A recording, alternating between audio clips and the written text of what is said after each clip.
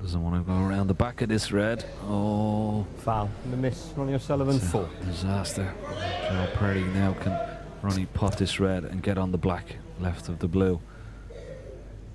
Needs that black back on its spot. Needs to run. 1. He's on the blue. Maybe on the black, but not the right side. So just take the blue and then get another red. Get a better angle on the black. His next shot.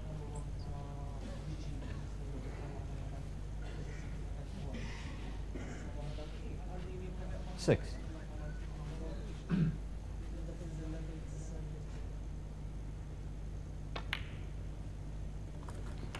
Yeah, I think with Joe and this very, very fast cloth, when you lose a little bit of confidence, it's so easy to overcompensate. When you're playing well, at the speed of the table's no problem. It's beautiful to play on, but when you just lose your stroke a little bit, and that seems to be what's happened to Joe at the moment. 14.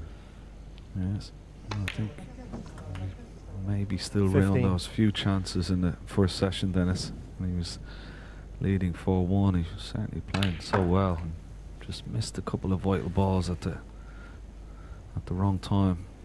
Cost 22. him at least 3 frames. 23.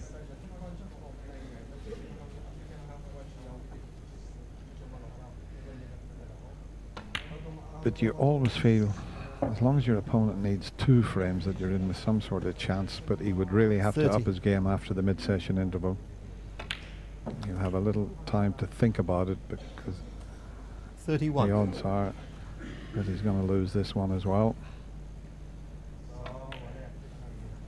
So he's not completely out of this year's final of the Masters, but he's got an awful lot to do and an awful lot to think about at the mid-session interval. 37. Yeah, and of course Ronnie, when he's on a roll, he's such a hard player to stop, isn't he, Dennis? You know, he's a great, tremendous 44. front runner and reel off frames in minutes. 45.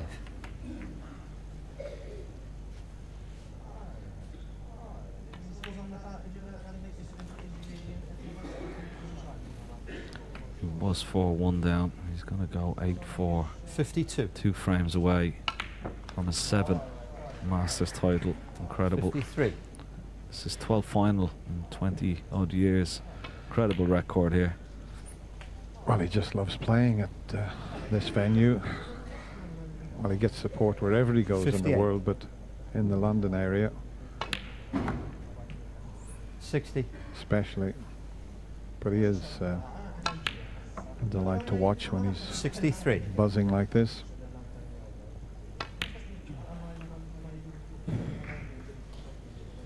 $67.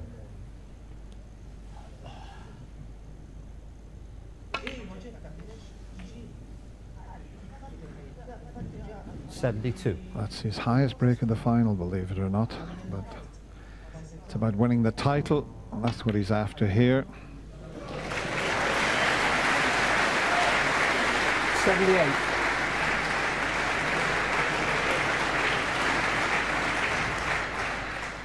So that's 7 frames in a row for the Rocket Ronnie O'Sullivan. 4-1 behind, and he goes to the mid-session interval just needing 2 frames. He leads Joe Perry by 8 frames to 4. And since that 32-minute opening frame of this evening session, we've gone 11 minutes, 12 minutes, 12 minutes. Wow. And suddenly Ronnie reels off 7 in a row in this match. And I just wonder how much Joe's mind might go back to that opening session where he might have gone 5-1 up, Steve. Exactly. Well, if anybody didn't see this afternoon's action, Joe was in command at one stage. He 4-1 in front, and he had a real gilt-edged chance, I think, to have put the pressure on Ronnie O'Sullivan. This red, he didn't have to do much. He just had to drop it in. He'd have been on a colour. There was a red on the top cushion he also had to get, but that gave Ronnie the chance to use it as a springboard, John, to get back in this match, because he was struggling then. Yeah, he was. There's just certain junctures in a match which are so important, where somebody can just press home an advantage, and maybe just a little bit of lack of experience. I know he's been around the block playing, but not in major finals a lot. Maybe just that one instant there, might have stand back and just really, you know, concentrate as hard as you can for it, because that was so important. He had the clearance there in front of him, 5-1. Guarantee you're going to be going into the lead in the evening session, and it hasn't been since then. Big ifs and buts in the first frame of this evening session. That could have gone any way as well. But if you look at when you've got a chance, when you've got somebody on the ropes, it's good to keep them there. So, you know, if it goes wrong for Joe tonight, probably he goes back and reflects on it. He'll probably think, what if?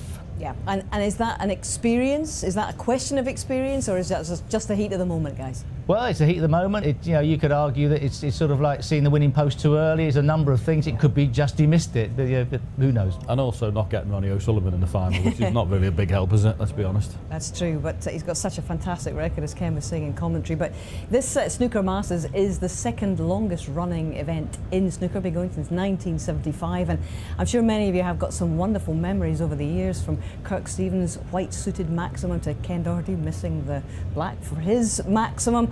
Oh, to Mark Williams, the black ball frame against Stephen Hendry. The list goes on and on and on. But this is the event in which only the very best get to give of their best.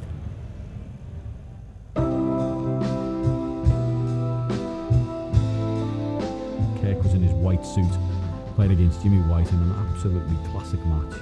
Donald Sutherland was in the players' room.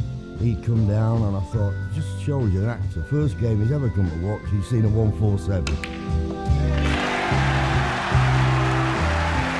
is where he wants a little bounce off the cushion. They're cheering, but it isn't there yet. See the light fandango. Get in!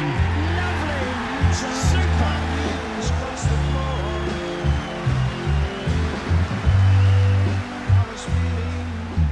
Brilliant scenes in what was a fantastic match, never to be forgotten. The crowd call out for more. And then for Jimmy to follow it up in the decider and make 119, probably some of the best snooker we've ever seen. 112. Well, words escape me. Just fantabulous. I think the very favourite one, and the one that everybody will probably remember, would be the streaker. I'm looking and thinking it could be an embarrassing day with Ronnie firing on all cylinders. Who comes to my rescue? It wasn't Thunderbirds. It was a young lady who decided to take all her clothes off, jumped over the boards, and then bounced around in front of everybody to her lead. She's quite a big girl, if the truth be known. I didn't even see her face, let alone anything else. The referee called John Street was in there. Ronnie O'Sullivan went up and put his hand on John Street's forehead just to calm him down. It was just a wonderful touch. I don't know why I should remember that as my most memorable moment, but it is. Well, we always used to walk into the conference centre over there, and when you walked in, there was always a sports car on show. It was always immaculate, all gleaming, and everyone thought, oh, I'd love to make a maximum here. This would be fantastic on the car. People always say, I remember you won the World Championship, yeah. But do you remember that Miss Black for the 147? He must still have nightmares. Well, of course I remember it. It haunts me every day. I missed the pink, which was bad enough. For Ken to miss the black, especially, I think he wasn't in position once in the colours. He put so many fantastic shots. Every time I see it, I go, oh no, you can't miss this, can you, Ken? And when they show me, I go, oh no.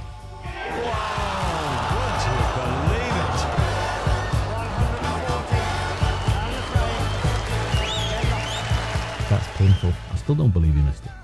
The thing about it was, I was down on the black and I was thinking about that car, and I was thinking, how am I going to get this back to Dublin now? I've got to drive to Holyhead, I've got to get a ferry across, take it back to Dublin. No. Didn't like the colouring anyway. I'll never forget when they started introducing music, walk-on music, and Jimmy White was playing Mike King's. It's the whirlwind, Jimmy White! I remember actually sitting up in the crowd and watching it. And the place was heaving, and Jimmy got a wild card, and I thought, Mark King's going to be up against it here. And Mark King came out to some sort of rap music. Gave it the old hands and all that. It took everybody by surprise and shock. I think he was trying to do the bumps with Rob Walker, the MC. Yeah, he took it to the next level, Mark King, all right. Mark Williams versus Stephen Hendry, right down to the final black for the whole tournament. Mark never reminds me of that, ever. An absolutely fantastic match that went right down to the black.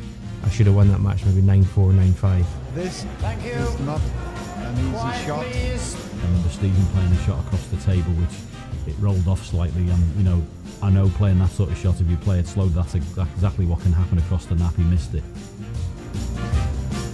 That's in, is it? No. Most snooker players will tell you it was far from a gimme.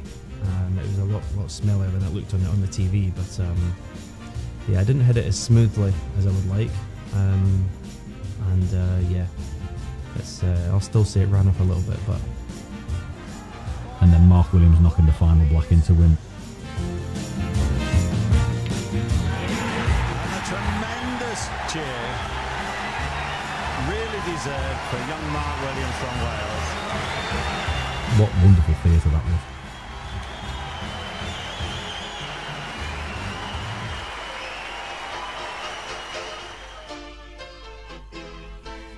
(1977), Doug Mountjoy versus Ray Reardon final. My very first bet on snooker was £40 to win on Doug Mountjoy at 33-1 to win the Masters.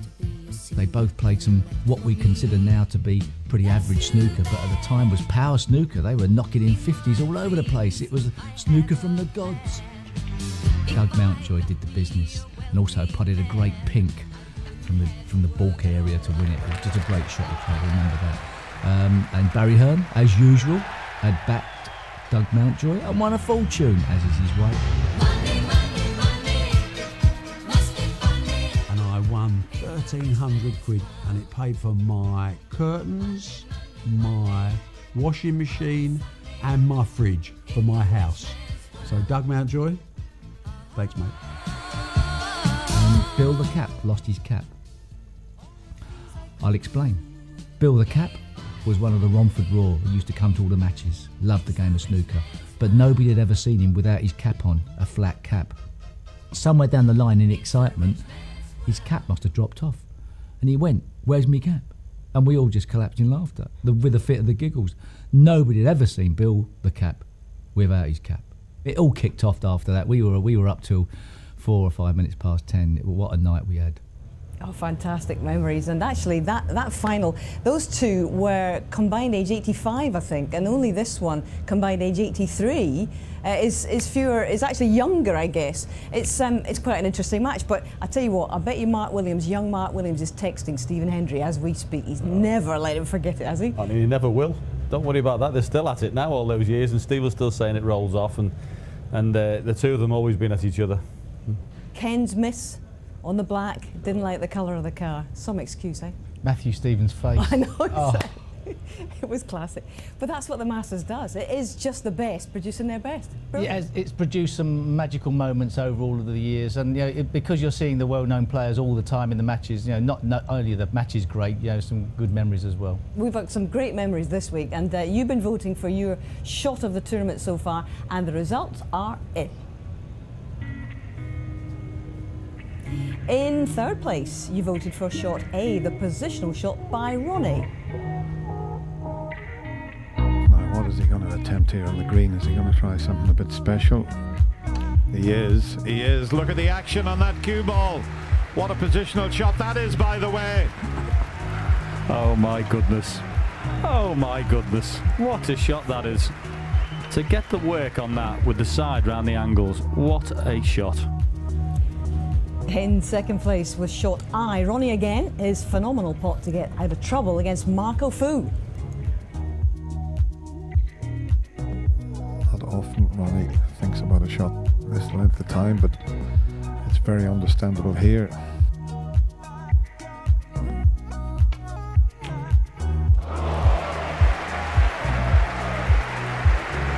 It was worth waiting on. I said he'd do well to find a path down the table. He found a pot and he found the way back down the table.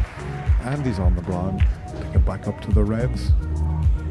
But with 56% of the vote was Shot J.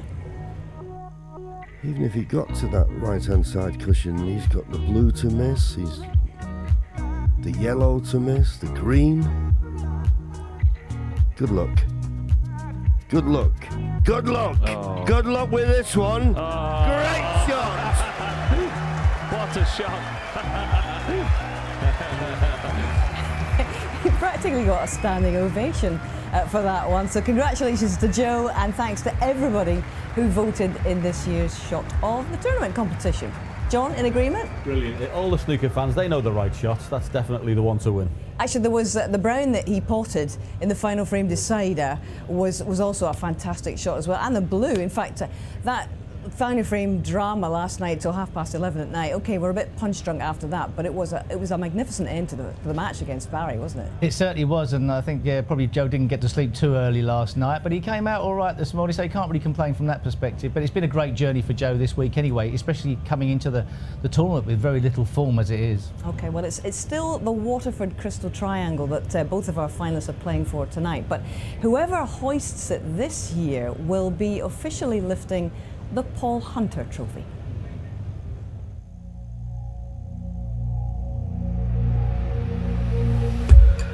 From this January, the Masters Trophy in perpetuity will be renamed the Paul Hunter Trophy in memory of Paul.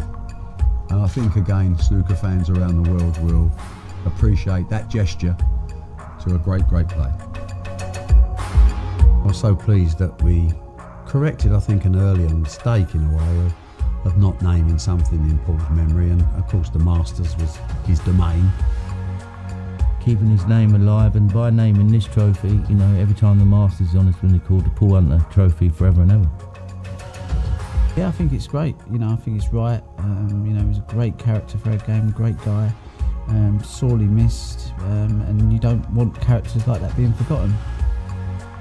Affectionately known as Beckham of the Bays, Paul became the darling of the media and a hero to a generation of snooker lovers.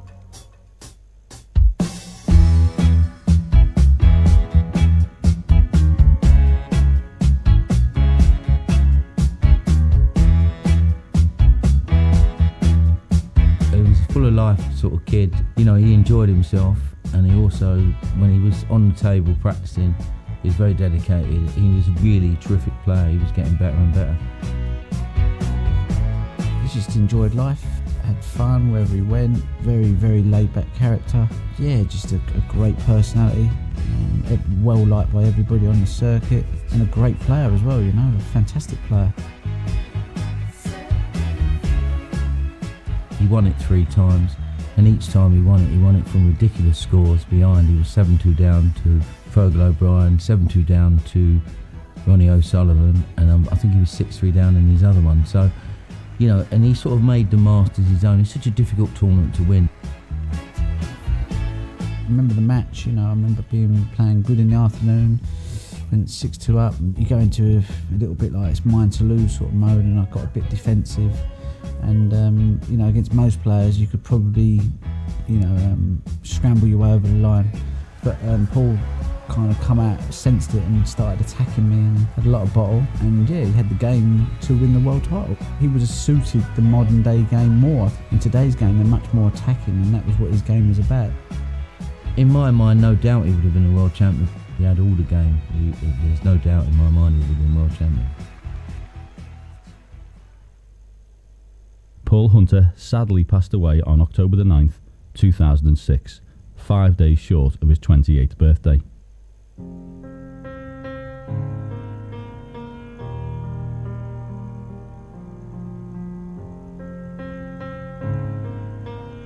Paul's family, friends and World Snooker set up the Paul Hunter Foundation to honour his name, with a mission statement to take snooker out to disadvantaged communities throughout the UK and celebrate Paul's love for the game.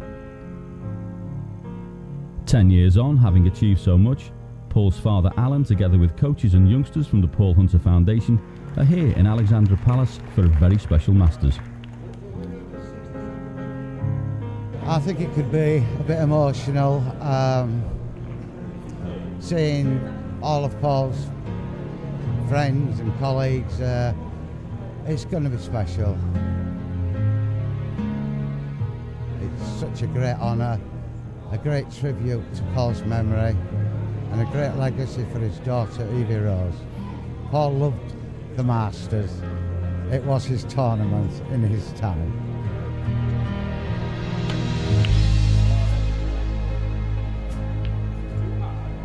Paul Hunter won the Masters 3 times before he was the age of 25.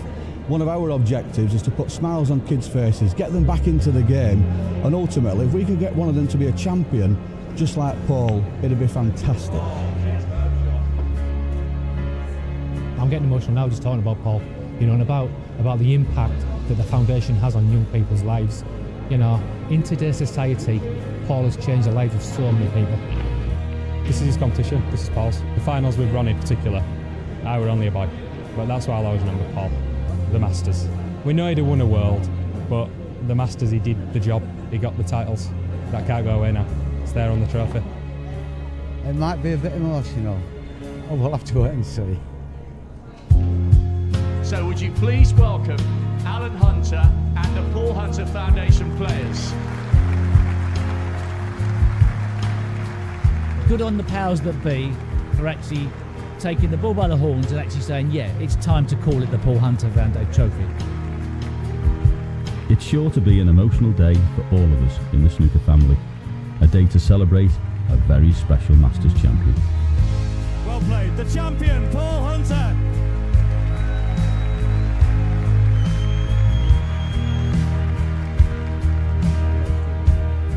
Very, very special memories indeed of a very special man, and as Chris Lovell was saying, won this event 3 times before the age of 25 and always in his trademark comeback style, and whomever wins this evening will have achieved that, whether it's Ronnie or whether it's now Joe Perry who's in chasing mode. It will be a fitting end to this particular final. But you know, his legacy, you work for the Paul Hunter Foundation. What would you say in essence it is?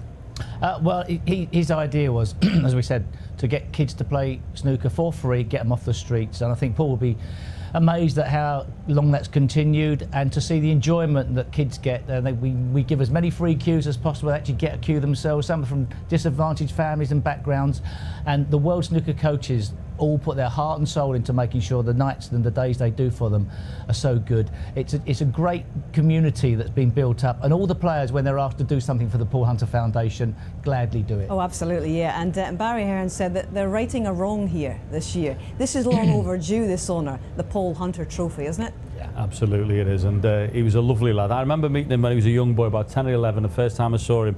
Cocky little lad with blonde hair, and he come up and chatting away to you and everything, but cocky in a nice way, you know, had a great personality, someone who you really liked, and all the players respected him. And I can't look at his father without just feeling so sad every time I see him, because no one should see the son go like that. Absolutely, yeah. I spoke to his mum earlier, and she was saying that Paul's daughter Evie Rose is doing fantastically well, so we say hi Evie Rose. I'm sure this is a very proud evening for you as well, as this trophy will be handed over. But back to the business at hand, who's going to lift this trophy? It's looking very much as though it's business as usual now for Ronnie O'Sullivan. Yeah, the only hope I suppose you're looking at, I think if it had carried on without the interval, it probably would have been 10-4 the way it was going. Sometimes they change, Steve. Maybe you can come out and get a bit of confidence and, you know, last sort of desperation stakes and knock a few balls in, Joe. But as the way it's going, it's looking like it's all over, but you never know. Yeah, I think from Joe's perspective, not saying it's time to throw caution to the wind, but I think he's got to become pretty aggressive from now on in, because it's very difficult to go otherwise. Just the vagaries of luck in the game. When you consider all that Joe has achieved this week, this is absolutely no disgrace were he to lose it at this point, but he's still fighting, he's in this. Yes, absolutely, yeah. And the other thing as well is, Hayes, to take from this, whatever the scoreline is, this is fabulous experience. First time in a real major championship final, you know, and he's playing in front of 2,000 people who all want the other fella to win. So this is unbelievable experience. This is going to toughen him up. I'm sure it will, but as we say, let's get back to this. There's a change of personnel in the commentary box now as we welcome Stephen Hendry, John Virgo. How much life is left in this final, guys? Well, that's the big question, Hazel. On what we've seen so far this evening, Joe will really have to pick up his game. He had the dream start, led 4-1. Frame 13. He's had Ronnie nothing to O'Sullivan show to for his efforts since then.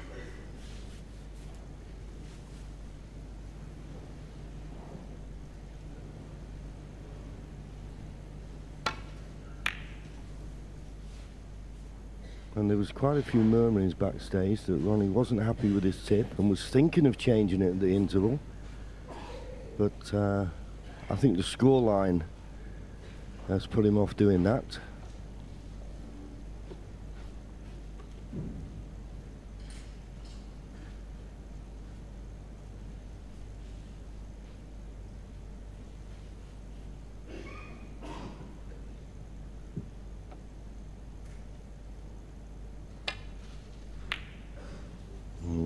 Much too thick.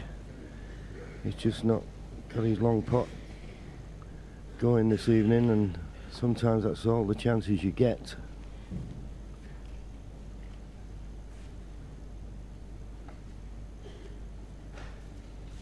There's Alan and Christina Hunter.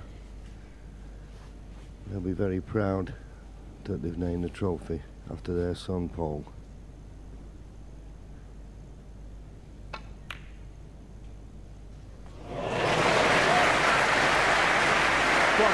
Good pot from Ronnie and just about on the black.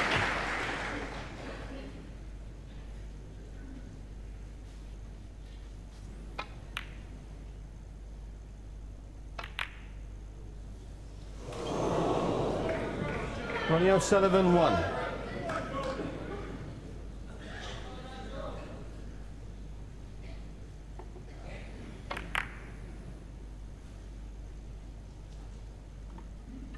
As I say, he wasn't perfect on the black, but I fancied him to get it.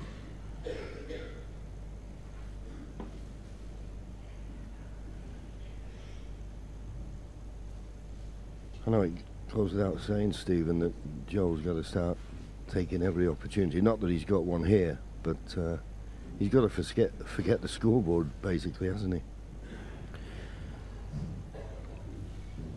Yeah, it's just a hard situation he's got himself into. From 4-1 ahead. Is this double, is it going to be in? Yeah. That's a good start. But yeah, he missed an opportunity this afternoon. He could have easily won that session 6-2. I think maybe a lack of experience in these big matches, I don't know. But he went 4-1 up and then started to show weakness. 8. When he should have been showing exactly the opposite.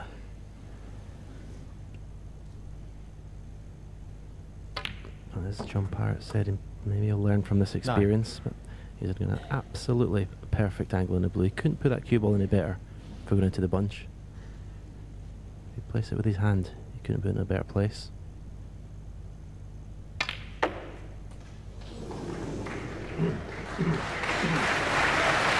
Great shot. Well, what would really do his confidence the world of good is if he could win the frame at this visit. 14. Absolutely. And particularly if he could make a century here. Nothing like a century to just prove to the audience that you've your right to be here.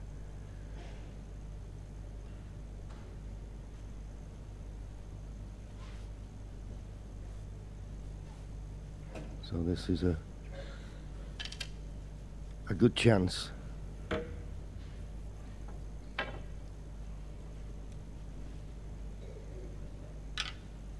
Will look to be screwing across to play the black in the same pocket as this red.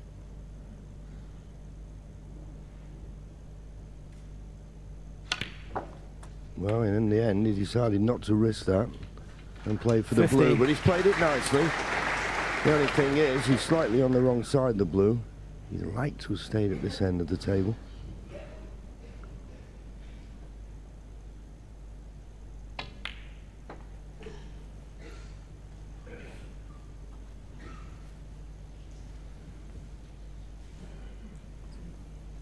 $20.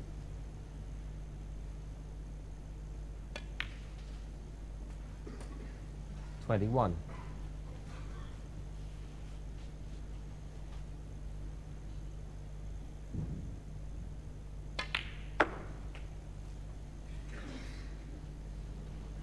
Well, I suggested before he played for the black in the same pocket as the red. 26. Maybe the black doesn't go into the right corner. Maybe the black's not available in either corner. So he's going to have to concentrate on the blue. No, it doesn't go. That's why he went up for the blue when he potted the red a couple of shots ago. So it's not a straightforward chance. It doesn't go in the left corner either. So just a little bit of work to do.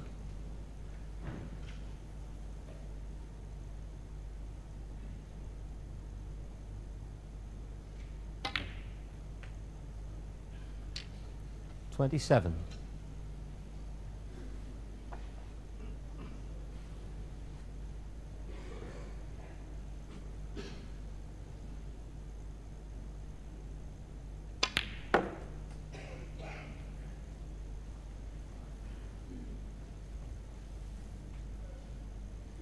$31.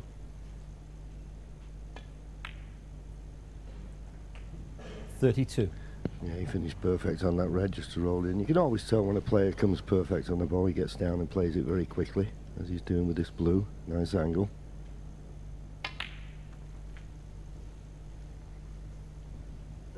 And now purposely playing for one of these reds, which will make the black available into 37. one of the corners.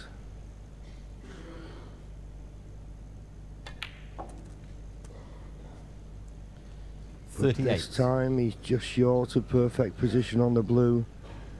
You have to say that's a little bit careless. What do you say? Just the wrong side of the blue line. It's amazing how often that happens. You've got so much room. Even if you're too hard, you've got pink, yellow, green, brown. Happens so many times. You just take the shot for granted. He's put himself under pressure now if he's going to take the brown.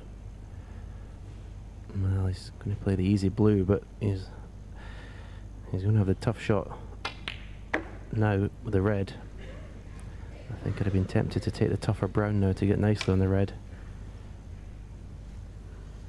43. Got to watch the middle pocket with the cue ball here. Struck that very well though. 44. Yeah, good shot. Right in the heart of the pocket. It's always a good sign. So now just one good positional shot. All depends now on the line and length of this. If he can get perfect on the red, you'd think he would win the frame. Now that the black's available.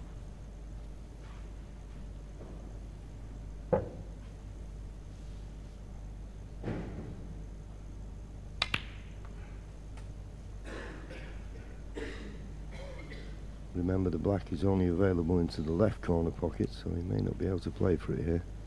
47. Now back up for the blue. Needs the angle this time. 48. Not got it again. You can hear him tap his chalk on the side of the table. Frustration.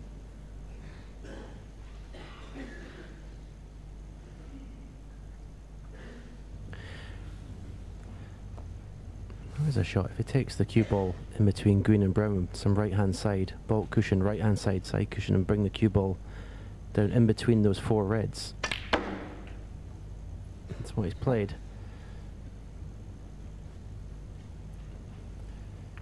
He was always going to be unlucky to be on nothing with that shot. 53. Yes, he's on this red along the top cushion. I don't think he'll risk playing for the black. You turn that off, please. At the moment, there's 67 remaining. So if he goes up for the blue, he's still going to need one more red. As I say, I don't think he'll risk playing for the black. It could go wrong.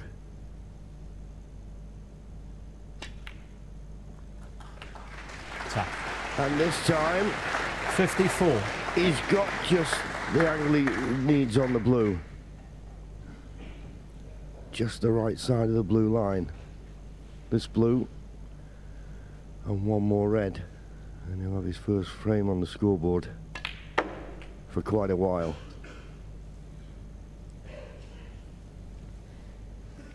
the red to go 59 ahead with just 51 remaining. Well played. 60.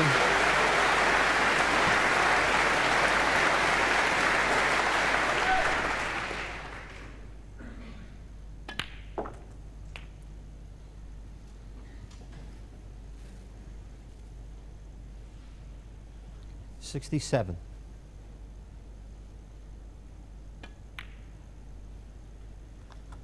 68.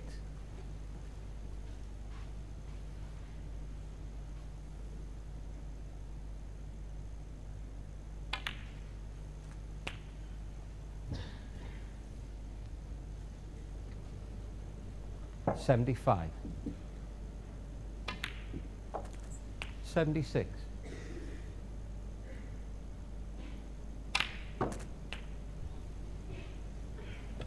'And he'll really be concentrating here, Stephen, won't he, on making this century. It's important. It's very important. Doesn't want to miss a careless shot because he got a 84. huge boost of confidence.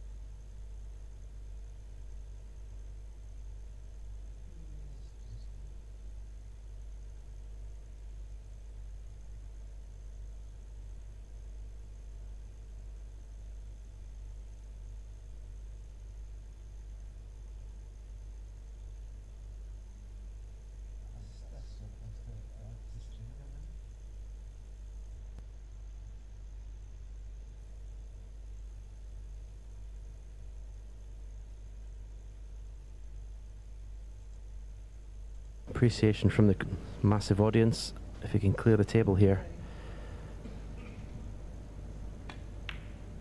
And also he's got to think, John, Ronnie's not done anything special tonight to get this A4 lead. Joe's got to think about that as well. 90. Well, as I say, during the interval there was 92. rumours that Ronnie was not happy with his tip, was going to change it.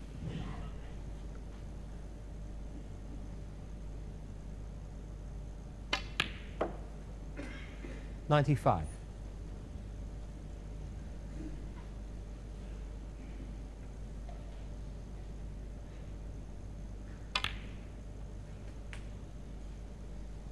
99.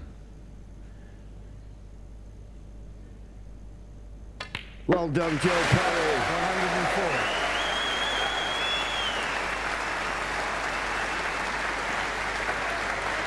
110. And there he goes, he slams in the black. That will make him feel real good.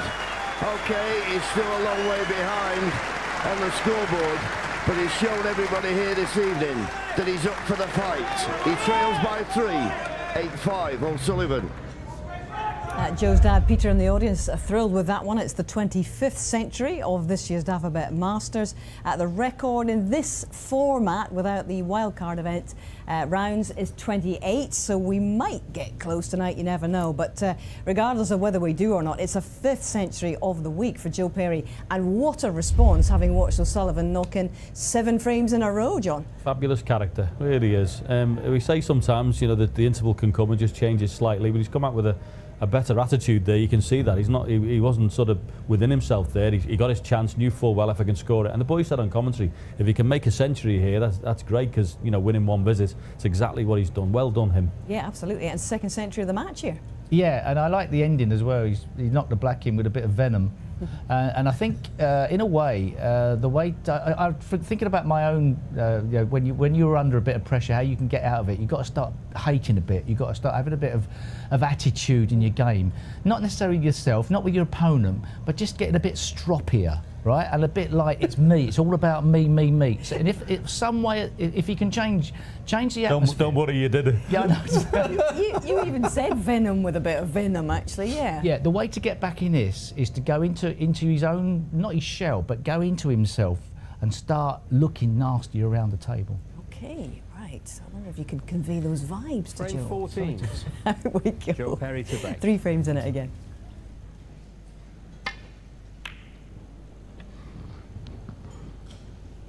Although we're laughing, that is a fair point that Steve has made, isn't it? Well, that's what he needed this afternoon when he was 4-1 up. He needed that nasty streak, that killer instinct. He didn't have it. Is it too late now?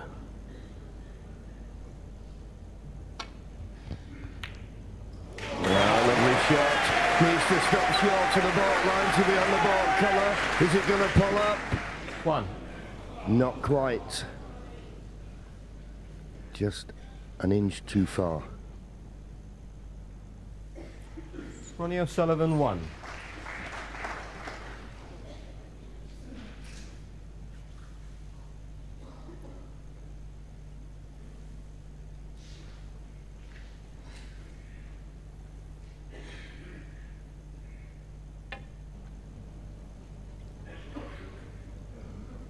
Played it well. Good shot.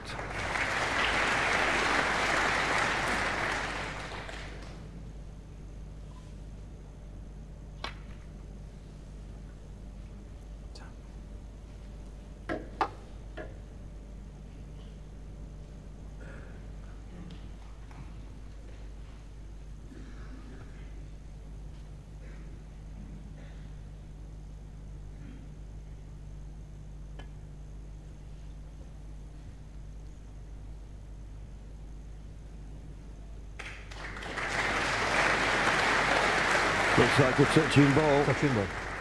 And that's what referee Paul Collier has called, so easy path back to baulk from Ronnie, because playing away from a touching ball, you deem to have hit it.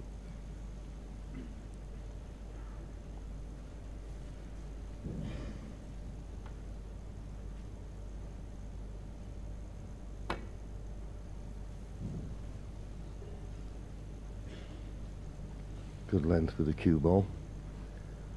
And in these situations, you don't mind the opponent being able to hit the reds. You never know, he could always knock one over the corner. Is it too thick? Too thin? And he'll be bringing reds into play here, so needs a good return. There's the red going towards the corner.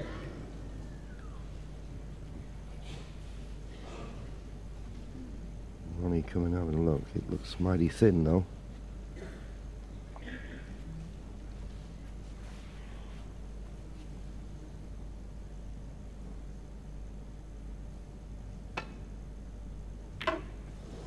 Caught it a mile too thick.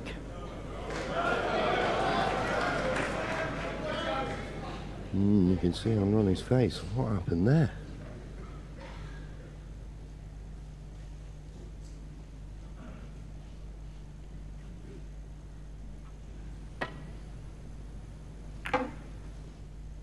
Just looking again, he played with right hand side and just didn't hit it well. 1.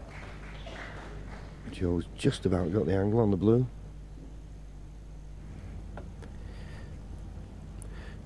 Well, the red next to the black, I'm sure pots to the left corner. That's the one I'd love to get on as soon as possible.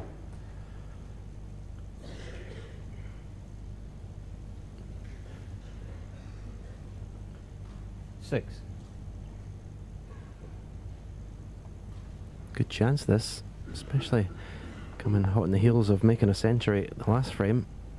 Should be feeling good.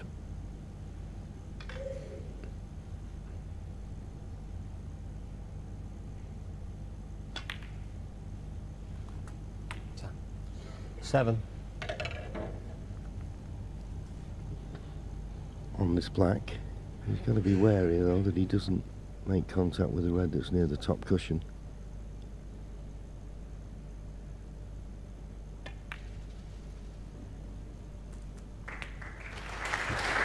Well, he made certain of the pot. He'd like to have played on that red that 14. Stephen mentioned before, but the pot on the black was important.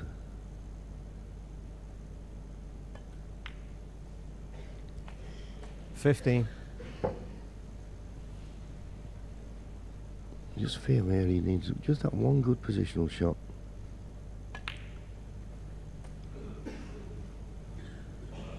This one's okay. Pot this red and screw round the back of the black. 20. But it's a touch shot. He's got to play it well, playing for the black in the same pocket as the red. 21. That's what he does have, Joe Perry, though. Excellent touch.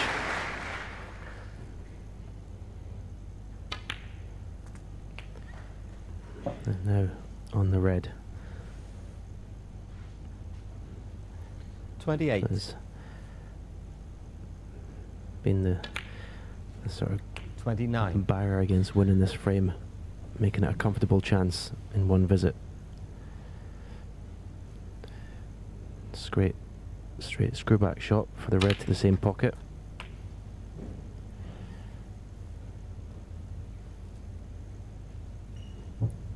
$36.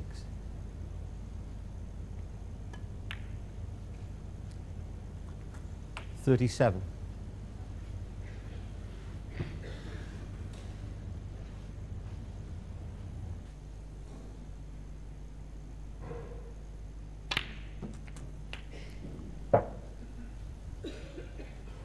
No, he went up for a red just below the pink. 44. He's going to go out back up for the blue now. Desperately needs the right angle. 45. Well, maybe just about got it. I'd like a little bit more angle than this.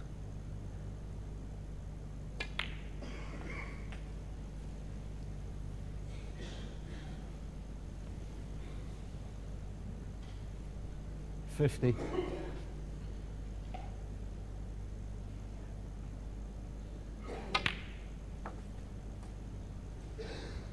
51. Well, it boils down now to a good shot off this green. It's a good line. And it's an excellent length. That's perfect. 54.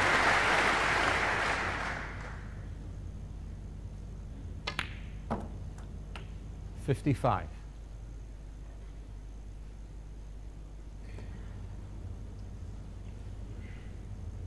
I just would have been tempted to play the other red there.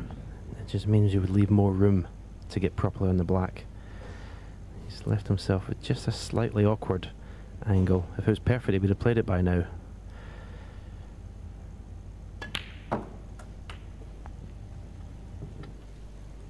The advantage, of course, he only needs the red. He'll get 62 points ahead with just 59 remaining.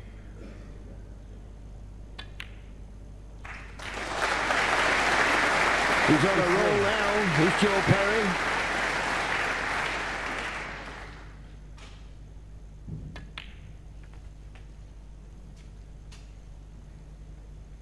And back-to-back centuries, not out of the question. 68.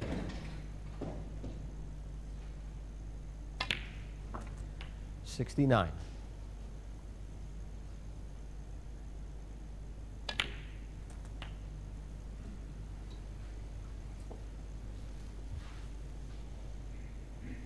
76.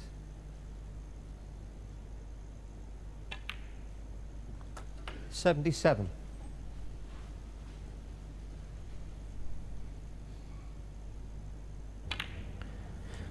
He has to think to himself how the scoring is going in this match. 84. I think the total points, Joe Perry's actually ahead of O'Sullivan. 85. He's outscoring him when he gets in. The two players, he's the one that's winning his frames, most of them in one visit. You've got to take confidence from that. 92.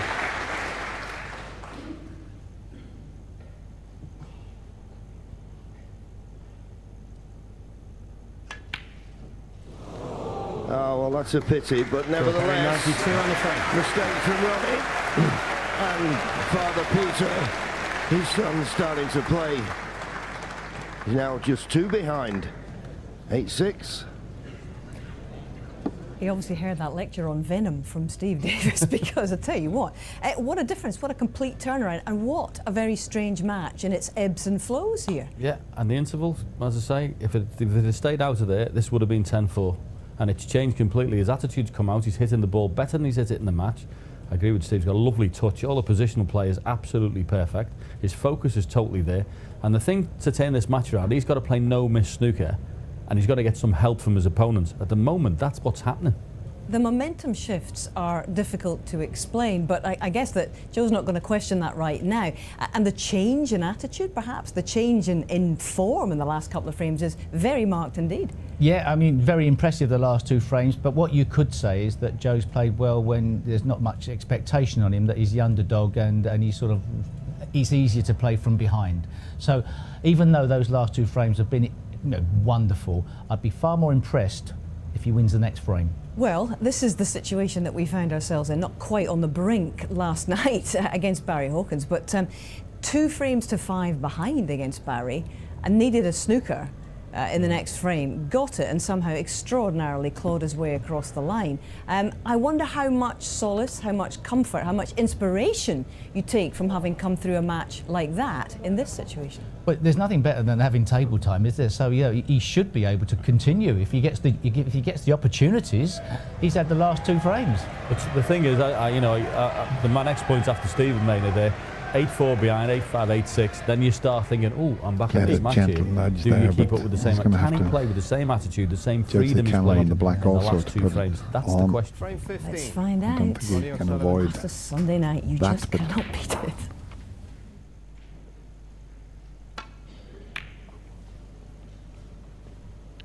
Ronnie left the arena after that last frame. You know now that Joe stepped up his game. Still got a 2-frame cushion as Ronnie, but since the interval, Joe Perry just beginning to steal the show.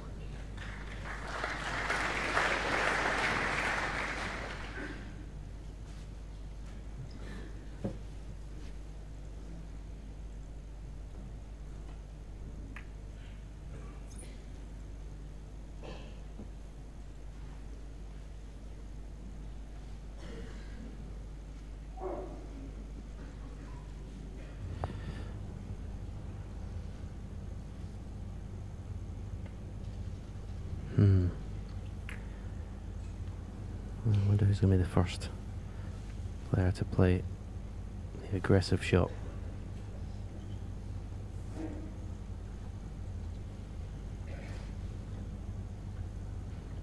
There you see it, ball spotted, 215 apiece.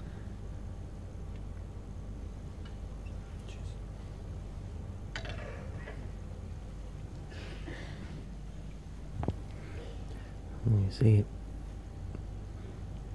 points scored. Joe Perry in front because he's, as I said, the frames that he's won, he's been able to win more of them in one visit. Ronnie purposely left him a chance to hit that red in the baulk end, and he could have played it better. He's left a pot on here. And right in the heart of the pocket. 1. Good cue in that.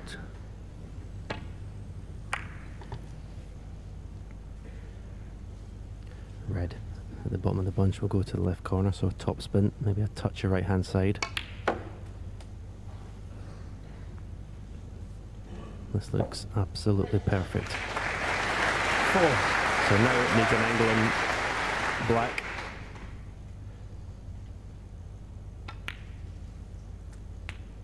5.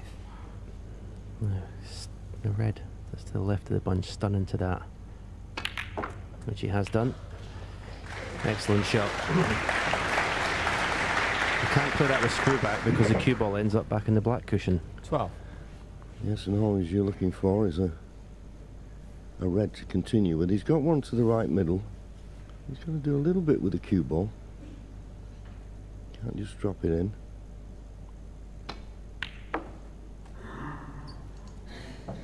And catching the bump of the corner 13. pocket has left this cue ball very close to the side cushion. Makes it a little bit awkward now.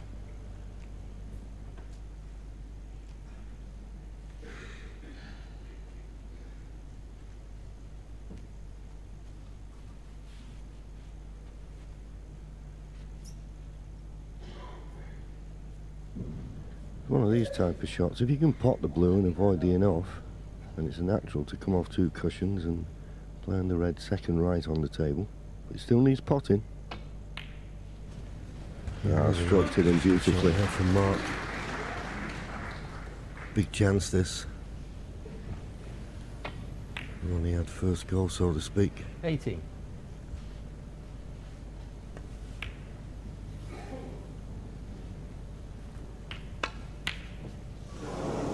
Two full. 16 points behind now. Once again, put a tracer right hand side on it and push the cue ball in. That's why he hit the red too thick.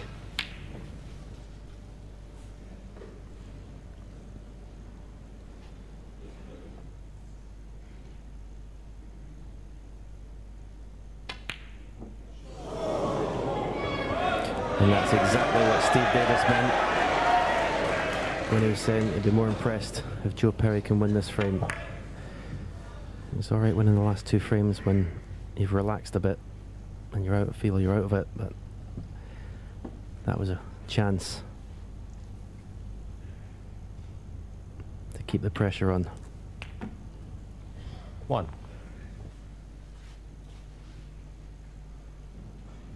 Maybe the red just below the pink is available into the same pocket as the black.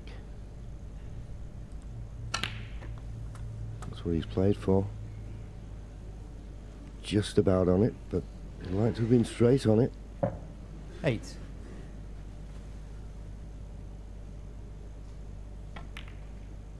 Oh, but that was a delightful shot. 9.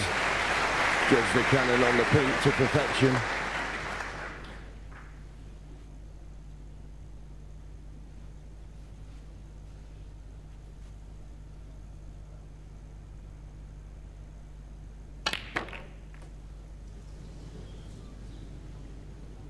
I think he may just have one to the left corner. 15.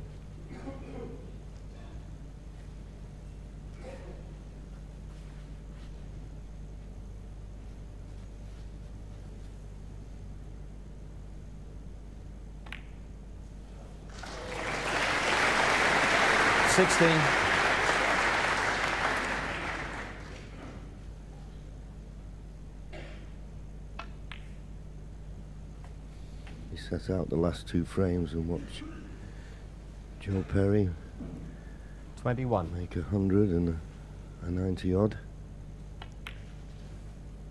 22. Ronnie would love to make a 1 frame visit himself here. Cannon the red in between the black and pink. Didn't get into the cue ball. Hit the wrong red first. Must have missed this red. That's the red he wanted to leave, to the right corner. Does this go to the middle? It does. 30. And he made certain he knew he was running into the blue, but the pot was more important than position. And now the blue's gone in on track to win the frame at this visit. And a possible century. 35.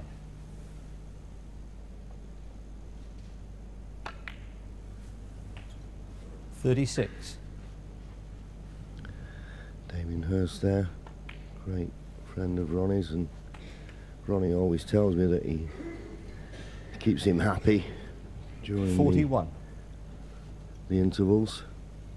Always having a joke together. Oh, he missed it. Oh, 42. He nearly did. It was on the jaw. How is that gone in, John? This week some balls have gone in, which 49 baffled me. That's frame ball. 50. Yeah, I can only put it down to the speed he played it. Surely a little bit harder it wouldn't have gone in. So Joe Perry had a chance when Ronnie missed. 56. But he couldn't take it. 57. Ronnie would love to make a century here.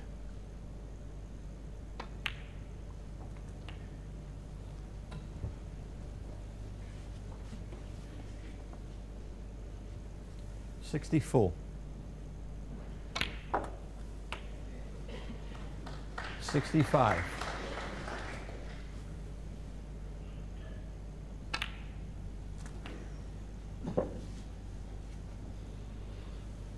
Well, there was a question 72. being asked of Ronnie.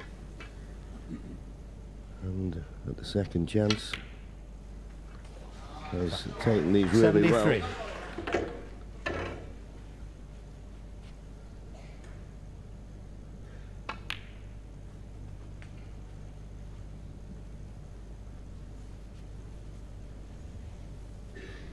$77. 78.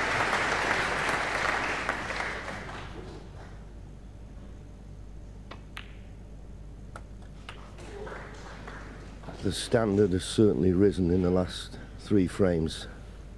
85. 87.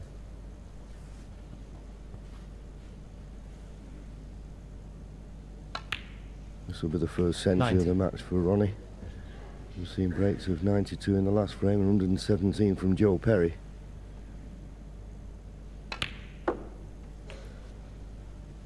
$94.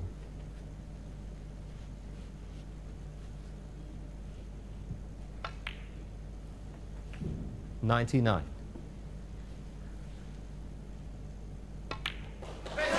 What a reply from the Rockets. Just when it looked as though Joe Perry was getting back in this match, he's turned on the afterburners. Superb! And Ronnie O'Sullivan now is just 1 frame away from a 7th Masters title. 9-6. Yeah, 1 frame away, John, from not just that record, but back-to-back titles. It would be the first time that he would have successfully defended it. His young son, Ronnie Jr., is just in there, just peeking down there. Very proud of his dad. And, guys, we're looking potentially at a 17th major title in this sport for Ronnie O'Sullivan.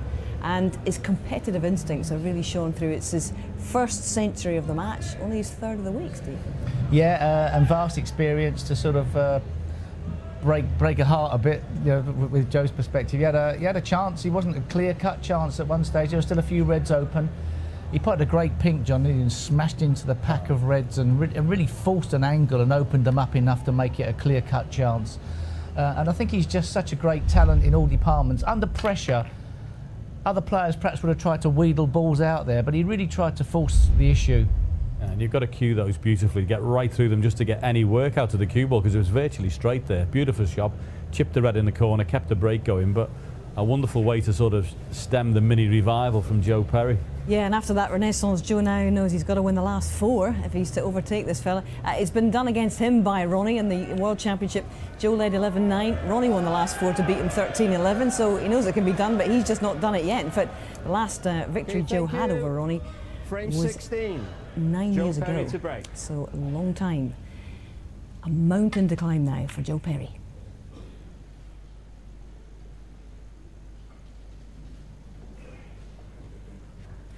Decent break-off shot. Anytime you don't leave a pot on, you feel as though it's a good safety shot. Although the fact Ronnie's come and have a look at this end of the table, I don't think he can get to the potting angle of this red. I think he can hit it. Can he pot it?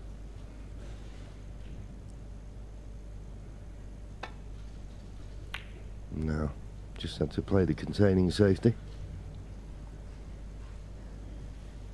But we've had 3 marvellous frames of snooker. It was a little bit scrappy before the mid-session interval, but since we've come back out, the standard has gone up, well, many notches.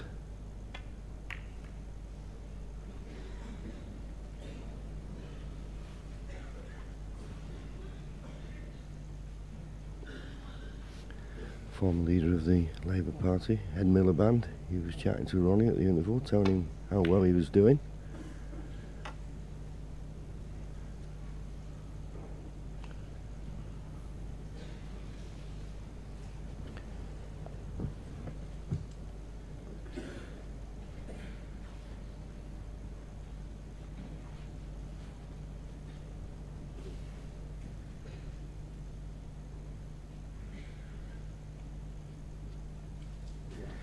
And there, peeping through, is Ronnie Jr.